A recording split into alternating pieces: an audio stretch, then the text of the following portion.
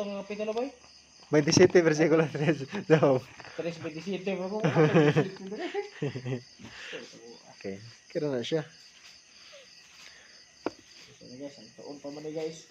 27 versikulo 3. Tayo gid. Yung dere kay bug-os pa man ang akong kinabuhi dinhi kanako. Ug Ug ang espiritu sa Dios ania sa akong mga ilong. Oh, di ba? Ingon pa si Job, kay bug-os pa man ang kinabuhi, nganhi kanako ug ang espiritu sa Dios naa sa akong ilong. Unsa daw nga naa sa ilong ni Job? Giyon siya niya pagsulti, espiritu sa Dios. Nganong gitawag ni Job ug espiritu sa Dios ang naa sa iyang ilong. Dili nang kugmo igsoon ha. Unili kanang hangin nga nagawas sulod sa mong ilong mo nagingon ni Job.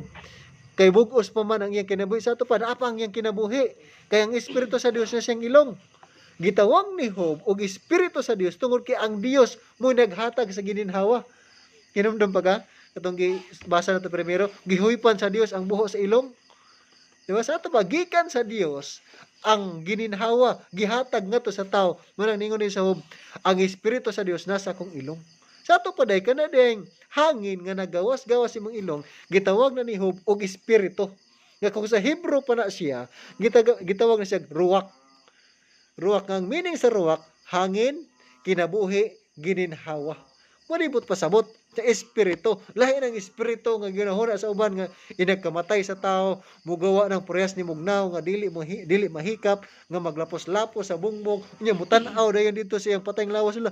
Kuha man ng lawas luya na ko namatay naman dayon ko. Igsoon di na mao.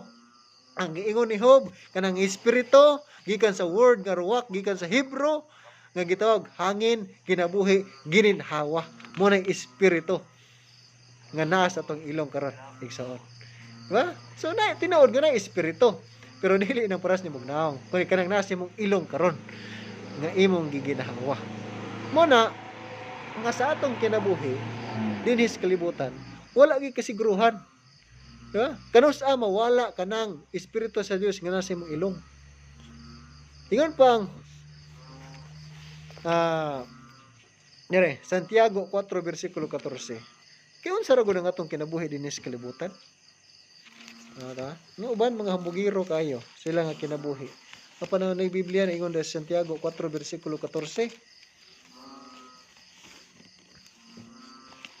Samtang ang tinuod maong nga kamo walay hisayran, may tungod sa kaugmaon kay unsa bang inyong kinabuhi, kamo sama lamang sa usa sa aso sa daklit nga magapadayag ug unya mahanaw lamang.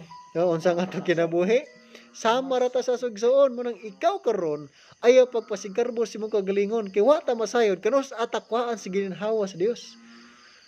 Kay sama ra ta sa aso ining kalibutana. Karon abtik pa kay ka ug madamlag may istorya na lang ka kada bitaw sa gitong kuan ba? Nahimo na lang kato bitaw napusilan bitaw nga viral kato nagbutor bitaw nagawas dalan nga taman istorya na lang gid siya kay patay naman, di ba? Diba na itong kinabuhi wag kita masayod asa taman itong kinabuhi mo nagingon dire sama ta sa aso unya diha pa gid sa Proverbs 27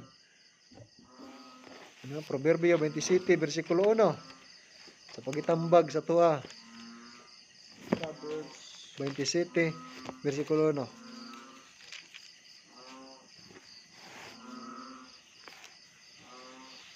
Okay.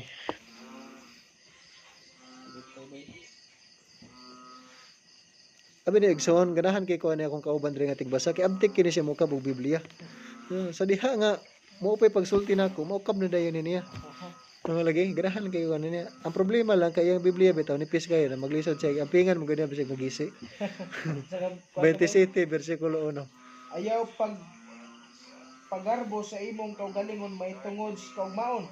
Kay ikaw wala mahibalo kung unsay madala sa usa ka adlaw. Di ba?